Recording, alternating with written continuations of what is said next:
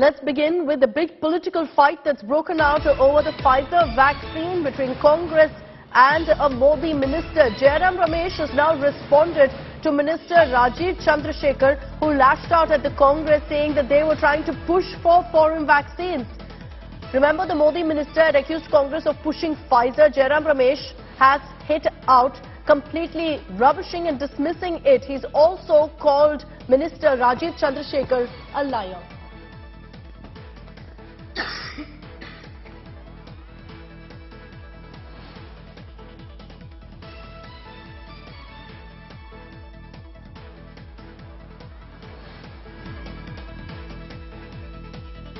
So the political fight now intensifying. Remember that Rajiv Chandrasekhar had in fact referred to the viral video of the Pfizer CEO being confronted in Davos to say that there were some who were going ahead and pushing for foreign vaccines. Referring to the Congress, Jairam Ramesh has lashed out at Rajiv Chandrasekhar, calling him a liar.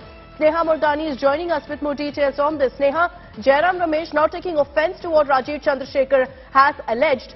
But there are comments that have come in from Rahul Gandhi, from P. Chidambaram, from several senior Congress leaders, where they batted for Pfizer to be brought in. Well, absolutely. In fact, I remember very well, in fact, Mr. P. Chidambaram had spoken about it right before the onset of the third wave, that this is the time now to boost the population and then to use these vaccines. Why is the central government dealing with Pfizer and Moderna?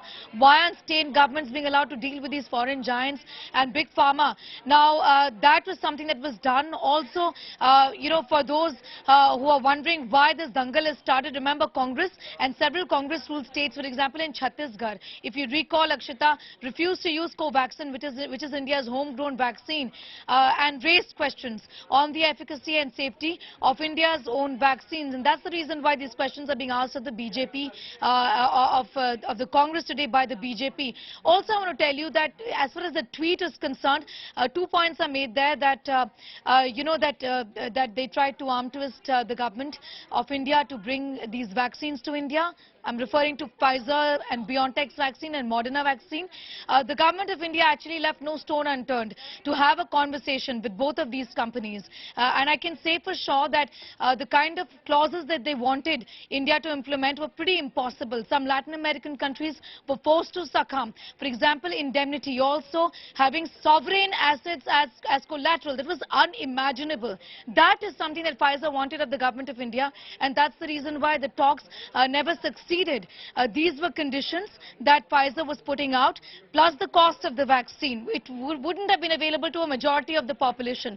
The government of India then decided to go with its own vaccines to inoculate a huge chunk of the population, which it successfully did.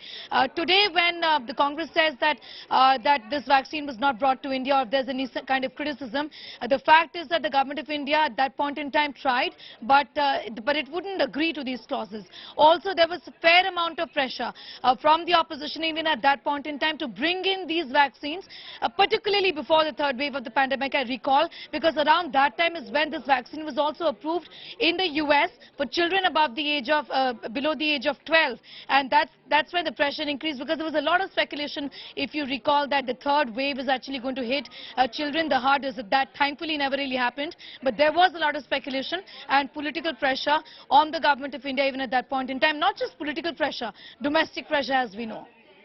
Jairam Ramesh right now is saying that all of this is a lie, but the reality is the Congress will have to answer. Let me just read out comments. P. Chidambaram, December 2021, said the WHO-approved Pfizer has been kept out of India. Sonia Gandhi asked, why is the Pfizer vaccine not granted emergency authorization? Rahul Gandhi, on 2 incidents, specifically asked for foreign vaccines to be fast-tracked, for emergency approval to be given for them. Rahul Gandhi even said Pfizer's created a promising vaccine. Logistics for making it available should be worked out. So these are the comments that were made, Sneha. And while, they were batting for Pfizer, saying it should be brought in, what that inevitably does is, when you're constantly saying, where is Pfizer, where is Pfizer, where is Pfizer, is that people will start having doubts about the current Indian vaccines. And that's what it did also largely. Well, directly and indirectly, lots of of doubts were created in all our minds that India-made vaccines perhaps are not, don't have that kind of efficacy, or, mRNA vaccines are better than India's own vaccines. And that was something that really was the narrative at that point in time. Many questioned, in fact, some amount of vaccine hesitancy also fueled by this political bickering even at that point in time that we saw. The fact of the matter is that this vaccine, mRNA vaccine, which by the way continues to be the costliest vaccine in the world, has always been under the radar like many other vaccines. Also, I want to tell you that even now, as recent as just yesterday, when the CDC has in fact raised questions on the safety of Pfizer's own bivalent vaccine. So, these questions continue to be raised as far as new age vaccines are concerned.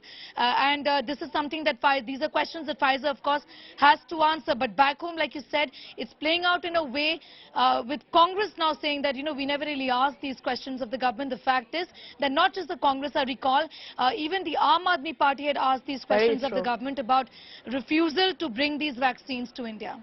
And that's why, at that point also, there was a lot of talk saying we shouldn't have that kind of politics when it comes to India's vaccine drive. Thanks very much, Sneha, for joining us with all of those details.